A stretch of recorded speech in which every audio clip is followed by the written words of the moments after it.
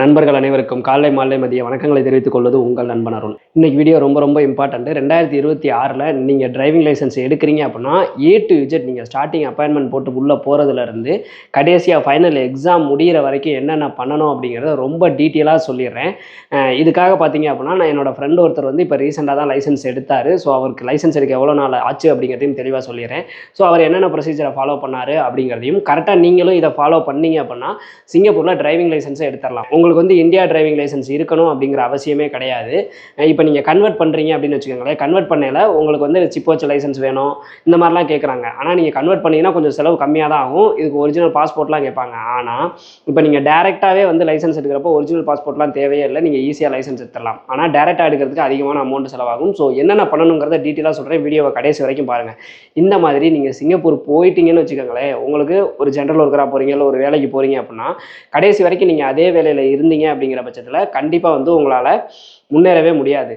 Plus வந்து உங்களோட salary வந்து இன்க்ரிமெண்ட் ரொம்ப ஸ்லோவாக தான் இருக்கும். அதே இது இந்த மாதிரி டிரைவிங் லைசன்ஸ்லாம் எடுத்துட்டிங்க அப்படின்னா டிரைவருக்குலாம் ஸ்டார்டிங் சேலரியே பார்த்தீங்க அப்படின்னா 1200 1700 வரைக்கும் கூட கிடைக்குது. இன்னும் ஓவர் டைம்லாம் பார்க்குறப்ப நிறையவே சேலரி கிடைக்கும். இன்னொன்று என்னென்னா ஜென்ரல் ஒர்க்கரை விட டிரைவிங் வேலை அப்படிங்கிறது கம்பேர் பண்ணுறப்போ கொஞ்சம் ஈஸியான வேலை தான். அதுக்காக டிரைவிங் வேலை ரொம்ப ஈஸின்னு சொல்லல, ஜென்ரல் ஒர்க்கரை ஒரு பிரேக்கர் அடிக்கிறத விட வண்டி ஓட்டுறது கொஞ்சம் ஈஸி தானே. ஸோ நிறைய பேர் வந்து இந்தியாவில் டிரைவிங் ரொம்ப பிடிச்சி பண்ணுவாங்க. அப்படிங்கிற பட்சத்தில் நீங்கள் அங்கே டிரைவிங் லைசன்ஸ் எடுத்துட்டீங்க அப்படின்னா உங்கள் லைஃபே மாறதுக்கான நிறைய வாய்ப்புகள் இருக்குது. உதாரணத்துக்கு நீங்கள் ஒரு ஒர்க் பர்மிட்டில் போகிறீங்க, நீங்கள் டிரைவிங் லைசன்ஸ் எடுத்துட்டீங்க அப்படின்னா ஒரு எஸ் பாஸோ என்டிஎஸ் பர்மிட்டோ இல்லை இ பாஸோ மூவ் பண்ணுறீங்க அப்படின்னா உங்களுக்கு அப்ரூவல் ஆக நிறைய சான்சஸ் இருக்குது. ஸோ நீங்கள் லைஃப்பில் அடுத்த லெவல் போகணும் அப்படின்னா டிரைவிங் லைசன்ஸ் எடுக்கிறது பெஸ்ட்டான ஆப்ஷன் தான். ஓகேங்களா? ஓகே, இப்போ நீங்கள் வந்து டிரைவிங் லைசன்ஸ் எடுக்கணும்னு முடிவு பண்ணி தான் இந்த வீடியோ பார்க்குறீங்கன்னு வச்சுக்கோங்களேன். ஃபஸ்ட்டு நீங்கள் என்ன பண்ணணும் அப்படின்னா ஸ்கூலை சூஸ் பண்ணுங்கள். இப்போ என்னோட ஃப்ரெண்டு வந்து மூவ் பண்ணது புக்கிபாத்தா டிரைவிங் ஸ்கூலில் தான் மூவ் பண்ணாங்க. இப்போ நான் சொல்ல போகிறது எல்லாமே புக்கிபாத்தா டிரைவிங் ஸ்கூலில் எப்படி வந்து நீங்கள் லைசன்ஸ் எடுக்க முடியும் அப்படிங்கிறத சொல்ல போகிறேன். ஓகேங்களா?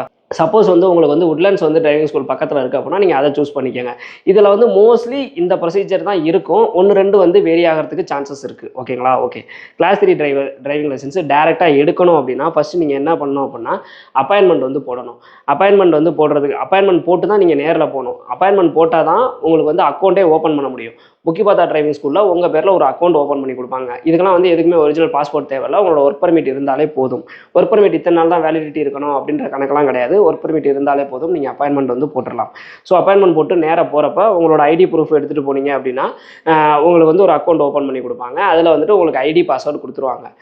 அப்பாயின்மெண்ட் இல்லாமல் வந்து ஒரு சில பேர் போகிறதா சொல்கிறாங்க. அது எந்த அளவுக்கு உண்மைன்னு தெரில. நம்ம ஃப்ரெண்டு போனது பார்த்தீங்க அப்படின்னா லாஸ்ட் இயர் பிப்ரவரியில் போனாப்புல. ஆனால் அவர் லைசன்ஸ் எடுத்தது பார்த்தீங்க அப்படின்னா இப்போ ஜனவரி 2026 எடுத்தாங்க. கிட்டத்தட்ட கரெக்டாக அவருக்கு 1 இயர் ஆச்சு. நிறைய பேர் 1 இயர் ஆனாலுமே லைசன்ஸ் எடுக்க முடியாமல் இருக்காங்க. அவங்க ஒரு சில தப்புகள்லாம் பண்ணுவாங்க. அது என்னென்ன அப்படிங்கிறதையும் சொல்கிறேன். ஓகேங்களா? இவர் வந்து பிப்ரவரியில் வந்து அப்பாயின்மெண்ட் போட்டு டிரைவிங் ஸ்கூலில் வந்து அக்கௌண்ட் ஓப்பன் பண்ணியிருக்காரு. அக்கௌண்ட் ஓப்பன் பண்ணுறதுக்கு $250 கேட்குறாங்க. நீங்கள் டேரெக்டாக டிரைவிங் ஸ்கூல் உங்கள்கிட்ட நீங்கள் அக்கௌண்ட் ஓப்பன் பண்ணல கேட்பாங்க, நீங்கள் டேரெக்டாக டிரைவிங் ஸ்கூல் மூலமாக எடுக்கிறீங்களா இல்லை ப்ரைவேட்டில் போட்டுக்கிறீங்களா அப்படின்னு கேட்பாங்க. உங்களுக்கு வந்து ப்ரைவேட் டிரைவர்ஸு, அதாவது ப்ரைவேட்டில் சொல்லிக் கொடுக்குறாங்க பார்த்தீங்களா, அவங்கள நல்லா தெரிஞ்சால் மட்டும் ப்ரைவேட்டில் போடுங்க. அப்படி யாரும் தெரியலை அப்படின்னா நீங்கள் டேரெக்டாக போடுறது தான் பெஸ்ட்டு. ப்ரைவேட்டில் போடுறதுக்கும் டேரெக்டாக போடுறதுக்கும் என்ன டிஃப்ரெண்ட் அப்படின்னா அமௌண்ட் வேரி ஆகும். கிளாஸ் உங்களுக்கு ஈஸியாக கிடைக்கும், சீக்கிரமே முடிச்சிடலாம். ஆனால் சிங்கப்பூரில் ப்ரைவேட் டிரைவர் அந்த டிரைவிங் ஸ்கூலில் சொல்லித்தராங்க பார்த்தீங்களா, அதுக்குமே ரொம்ப டிமாண்ட் அதிகமாக தான் இருக்குது. ப்ரைவேட் இன்ஸ்ட்ரக்டர் நல்லா தெரிஞ்சால் மட்டும் அவங்க மூலமாக போங்க. அப்படி இல்லைனா நீங்கள் அங்கேயே போட்டுக்கிறது பெட்ரு. நீங்கள் ப்ரைவேட்டில் போடுறீங்க அப்படின்னா $150 வந்து நீங்கள் அக்கௌண்ட் ஓப்பன் பண்ணுறதுக்கு கொடுத்தா போதும். அதே நீங்கள் அங்கேயே போடுறீங்க அப்படின்னா $250 கொடுக்குற மாதிரி இருக்கும். ஓகேங்களா? முன்னாடியெல்லாம் பார்த்தீங்கன்னா இப்போ அக்கௌண்ட் ஓப்பன் பண்ணால் ஐடி பாஸ்வேர்டு கொடுத்துட்றாங்க.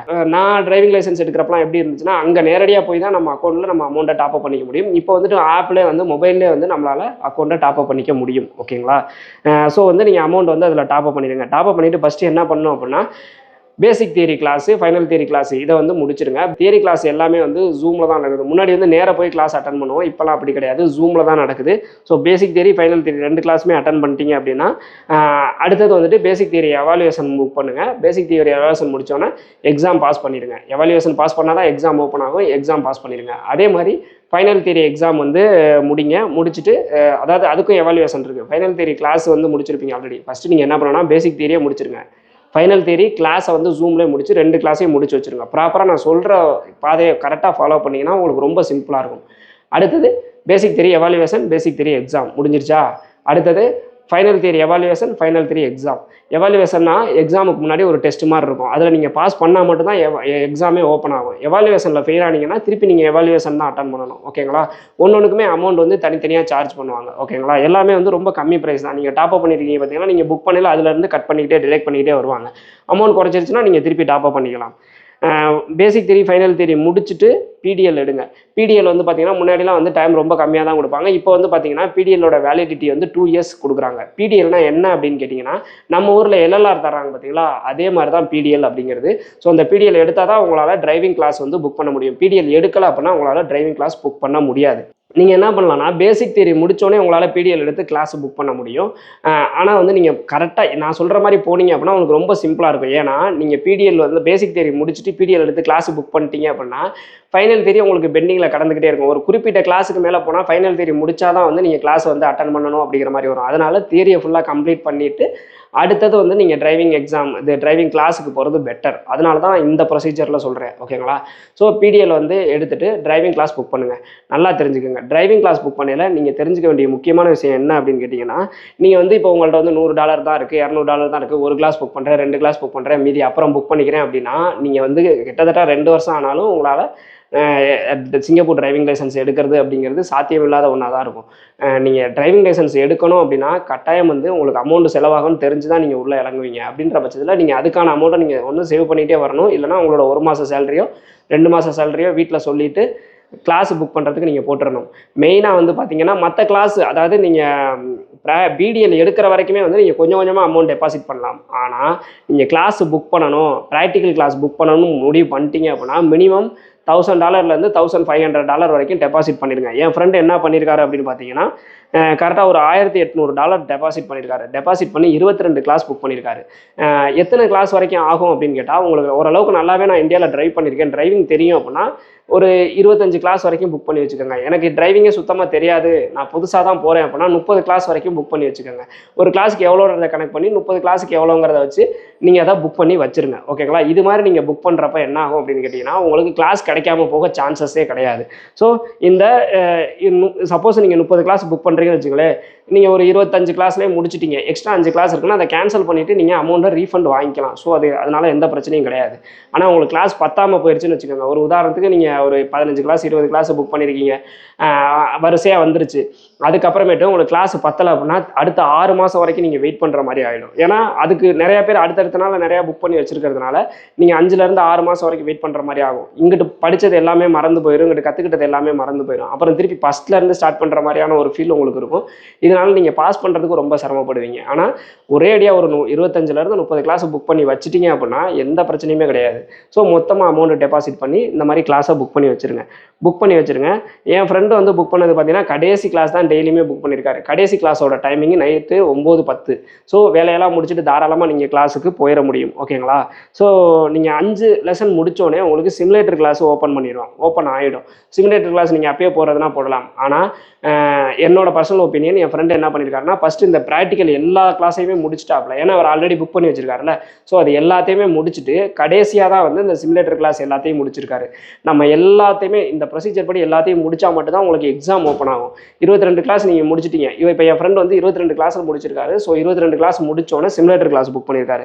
சிமுலேட்டர் கிளாஸ் முடிச்சோன்னே டிராஃபிக் போலீஸ் சிமுலேட்டர் கிளாஸ்னு இருக்குது. அது வந்து 3 கிளாஸு. அந்த 3 கிளாஸ் அடுத்தது புக் பண்ணியிருக்காரு.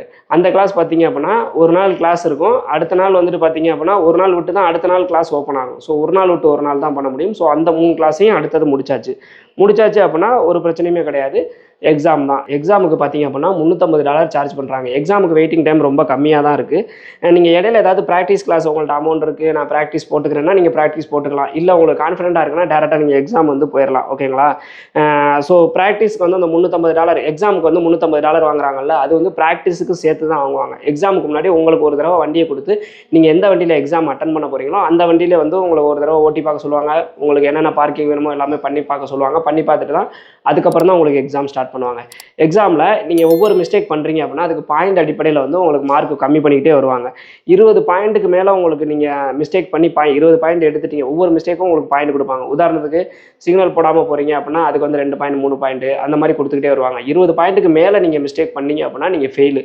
20 பாயிண்ட்டுக்குள்ளார தான் நீங்கள் வந்து மிஸ்டேக் பண்ணியிருக்கீங்க அப்படின்னா உங்களை பாஸ் போட்டுருவாங்க.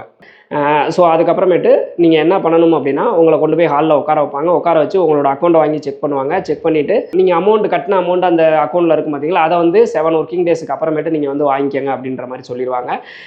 நீங்கள் லைசன்ஸ் எப்படி வாங்கணும் அப்படின்னு கேட்டிங்கன்னா, முன்னாடிலாம் வந்துட்டு நம்ம அங்கேயே வந்து அட்ரஸ் கொடுத்துருப்போம் ஆல்ரெடி. அந்த அட்ரஸ்க்கு வந்து லைசன்ஸ் அனுப்பிடுவாங்க. இப்போ என்ன பண்ணுறாங்க அப்படின்னு கேட்டிங்கன்னா, ஒரு 3 ஒர்க்கிங் டேஸில் வந்துட்டு உங்களுக்கு வந்து சிங்பாஸில் வந்து நீங்கள் லைசன்ஸ் வந்துருச்சுங்கிறது சிங்பாஸில் அப்டேட் ஆயிரும். உங்கள் லைசன்ஸ் அப்டேட் ஆயிரும். அதுக்கப்புறமேட்டு நீங்கள் வந்துட்டு அப்ளை பண்ணணும், ஆன்லைனில் அப்ளை பண்ணணும். QDL அப்படின்ற மாதிரி சொல்கிறாங்க. ஸோ அந்த ஆன்லைனில் நீங்கள் அப்ளை பண்ணீங்க அப்படின்னா உங்களுக்கு வந்து லைசன்ஸ் வந்து நீங்கள் அதில் அப்ளை பண்ணி அட்ரஸ் கொடுத்தீங்க அப்படின்னா அந்த அட்ரஸுக்கு உங்களோட டிரைவிங் லைசன்ஸ் வந்துடும். ஸோ இப்படி தான் வந்துட்டு 2026 நீங்கள் லைசன்ஸ் எடுக்கணும் அப்படின்னா நீங்கள் எடுக்கணும். நான் சொன்னதை மட்டும் இதை கரெக்டாக ப்ராப்பராக ஃபாலோ பண்ணீங்க அப்படின்னா ரொம்ப சிம்பிளாக ரொம்ப ஈஸியாக லைசன்ஸ் எடுத்துட முடியும். லைசன்ஸ் எடுத்தால் வேல்யூவான்னு கேட்டிங்கன்னா, இப்போ நிறையா பேர் லைசன்ஸ் எடுத்துக்கிட்டு தான் இருக்காங்க. அதே சமயத்தில் நிறையா வந்துட்டு உங்களுக்கு வந்து வேக்கன்சியும் வந்துக்கிட்டே தான் இருக்குது. நீங்கள் லைசன்ஸ் எடுத்துட்டீங்க அப்படின்ற பட்சத்தில் உடனே வந்து நீங்கள் வேறு கம்பெனி மாறணும், டிரைவர் ஆகணும்னு நினைக்காதீங்க. உங்கள் கம்பெனிலே கேட்டு பாருங்கள், டிரைவர் வேகன்சி இருக்கா, இல்லை யாராவது டிரைவிங் வேகன்சிலேருந்து போயிட்டாங்கன்னா எனக்கு அந்த வேகன்சியை கொடுங்கன்ற மாதிரி கேட்டு பாருங்கள். அவங்க ஓகே சொல்லிட்டாங்க அப்படின்னா ஃபர்தராக நீங்கள் மூவ் பண்ணி வண்டி எடுத்துடலாம். அப்படி இல்லை அப்படின்னா ஒரு 1 இயராவது வெயிட் பண்ணுங்கள். ஏன்னா உங்களுக்கு ஃபஸ்ட் எடுத்தோன்னு லைசன்ஸ் எடுத்தோன்னா பாயிண்ட்டும் ரொம்ப கம்மியாக தான் இருக்கும்.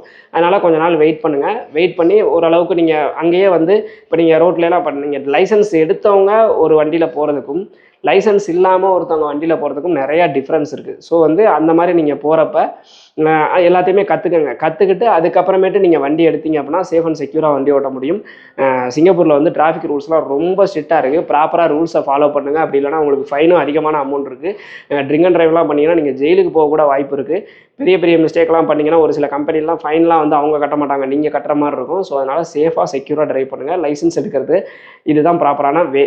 லைசன்ஸ் எடுக்கணும்னு நினைக்கிறேன் உங்கள் ஃப்ரெண்ட்ஸுக்கு வந்து இந்த வீடியோவை ஷேர் பண்ணிடுங்க.